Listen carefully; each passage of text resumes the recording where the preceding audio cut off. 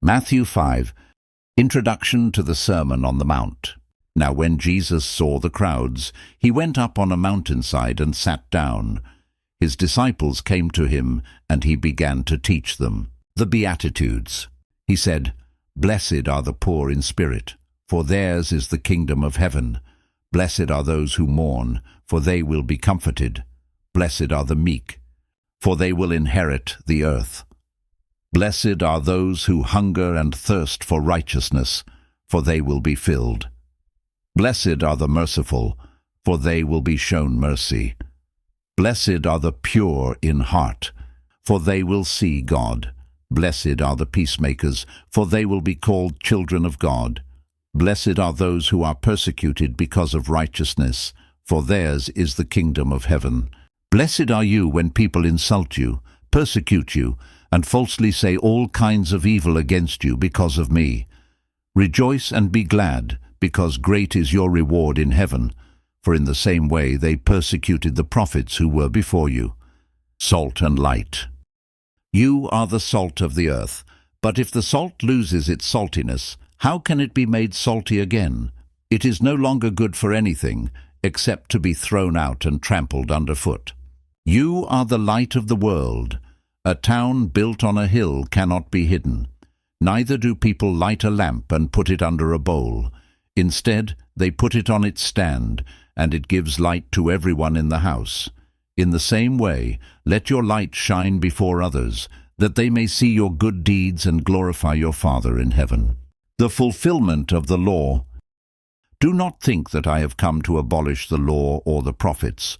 I have not come to abolish them, but to fulfill them. For truly I tell you, until heaven and earth disappear, not the smallest letter, not the least stroke of a pen, will by any means disappear from the law, until everything is accomplished. Therefore anyone who sets aside one of the least of these commands, and teaches others accordingly, will be called least in the kingdom of heaven. But whoever practices and teaches these commands will be called great in the kingdom of heaven.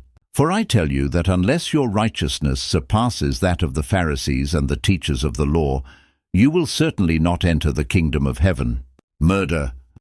You have heard that it was said to the people long ago, "You shall not murder, and anyone who murders will be subject to judgment."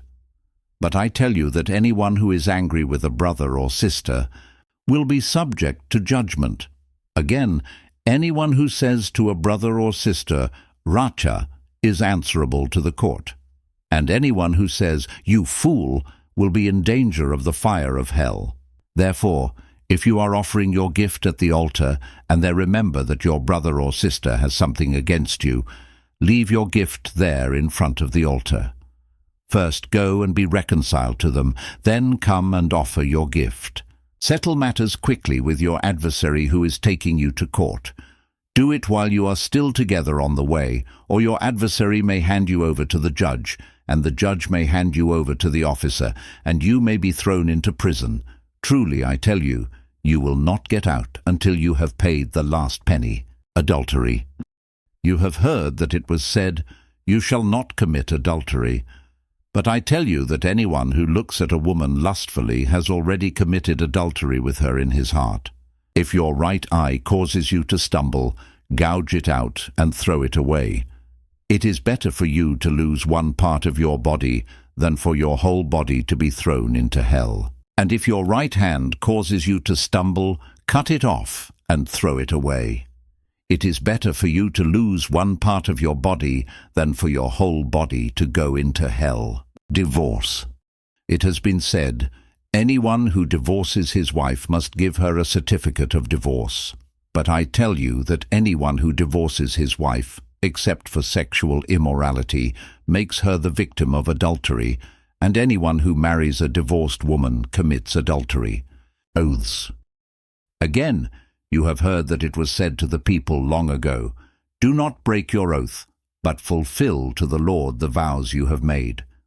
But I tell you, do not swear an oath at all, either by heaven, for it is God's throne, or by the earth, for it is his footstool, or by Jerusalem, for it is the city of the great King. And do not swear by your head, for you cannot make even one hair white or black. All you need to say is simply yes or no. Anything beyond this comes from the evil one. Eye for eye. You have heard that it was said, eye for eye and tooth for tooth. But I tell you, do not resist an evil person. If anyone slaps you on the right cheek, turn to them the other cheek also.